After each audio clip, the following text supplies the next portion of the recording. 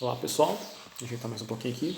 Então, esse vídeo é mais por curiosidade, tá bom pessoal? Mas é legal para que vocês fiquem antenados a esse conteúdo que durante a vida de vocês, provavelmente vocês vão ouvir muito esse termo madeira de lei.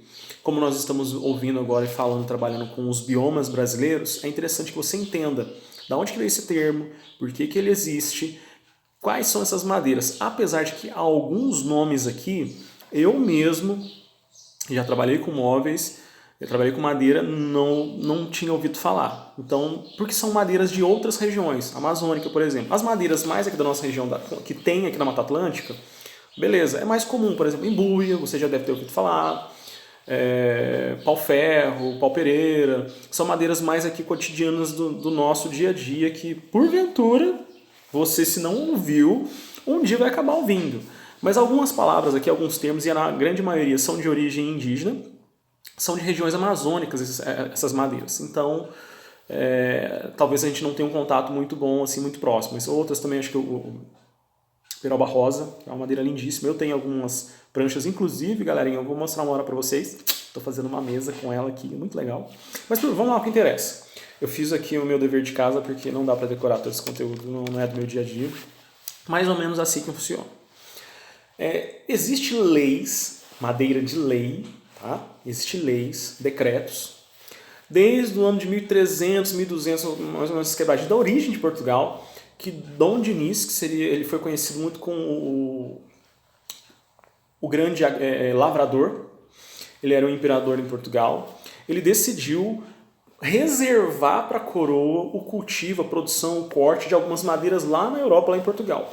Por que ele fez isso? Porque ele é um cara ambientalista, o primeiro ambientalista do universo? Não.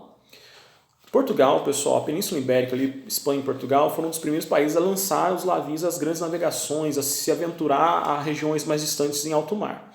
Então eles precisavam de determinadas espécies de madeiras que eram excelentes para a utilização de produção de navios. Lembrando que um navio ele não durava muito tempo. Ele durava algumas viagens, não muito longas, e depois ele era desmontado, naufragava com frequência, as intempéries dos oceanos abertos, por fim. Então ele reservou algumas espécies, inclusive criou alguns plantios, algumas leis, decretos que reservavam à coroa algumas madeiras específicas de Portugal. Mas isso não é nosso interesse. No Brasil, quando a colônia portuguesa veio para cá, e já havia alguma problemática com a escassez, já no século 17, 18, do pau-brasil, que era comercial, né? Dom João VI promulgou uma lei, tá, um decreto, onde ele listou algumas madeiras que só a coroa detinha o poder de coleta e comercialização dessas madeiras, porque eram madeiras que tinham valor econômico, sejam para construção civil, sejam para exportação, seja para produção de imóveis dentro do nosso próprio país. Então, nenhum desses imperadores tinha uma visão ambientalista, ecológica do meio ambiente, dos biomas, da fauna e da flora. Eles estavam fazendo a proteção econômica, né, do seu país, o que gerava dinheiro, tanto lá na Europa, em Portugal, com Dom Dinis, quanto Dom João VI fez aqui no Brasil. Para nosso interesse maior seria a questão quando a coroa portuguesa veio para cá, o decreto de Dom João VI. Eu vou listar algumas madeiras aqui que foram classificadas, foram anotadas nessa lei, por isso o nome madeiras de lei. Okay? Talvez você não conheça o nome de nenhuma, ou pelo menos tenha ouvido uma ou duas palavras aqui, mas no geral, galerinha, muitas dessas aqui são de região amazônica, eu não tenho acesso à facilidade, o corte de muitas dessas aqui já foram proibidos aqui no nosso país atualmente, acho que a maioria inclusive, tá? Mas é uma lei que ela também não está mais em vigor, é do período colonial.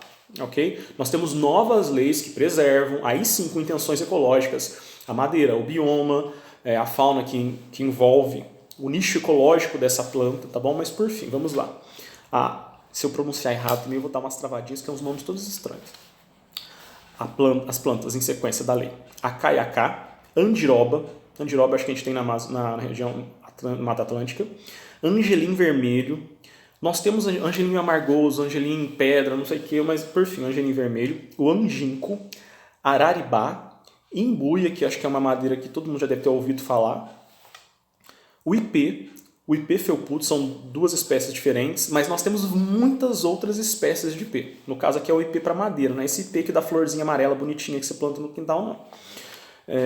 jacarandá, que é uma madeira lindíssima, o jacarandá da Bahia, jaguareúba, o jatobá, nós temos aqui também, o mogno, pau-brasil, né, que é clássico, o pau-ferro, pau-pereira e a peroba rosa. Como eu falei, nem todas são para produção de móveis, ou pelo menos no início a ideia não era essa. Seria para construção de telhados, construção de vigas, são madeiras muito duras, a maioria tem coloração vermelha, tá? Então eram madeiras que economicamente, naquele momento, a coroa resguardou para si. É igual quando se descobriu o ouro no Brasil. A colônia já, né? A coroa abriu os olhos ali em cima e não é meu, eu que vou controlar e tudo mais. Mesma coisa que aconteceu com as madeiras. Então, quando você ouviu o termo madeiras de lei, é porque realmente existiu uma lei, um decreto, que Dom João VI promulgou, onde ele esclareceu, ele dizia, estas madeiras aqui apenas a minha coroa pode extrair e comercializar, tanto no território como no exterior. Se você ouvir esse termo, então agora você já sabe, beleza? Lembrando que praticamente todas elas são encontradas ou na região de Mata Atlântica ou na região de bioma amazônico, ok?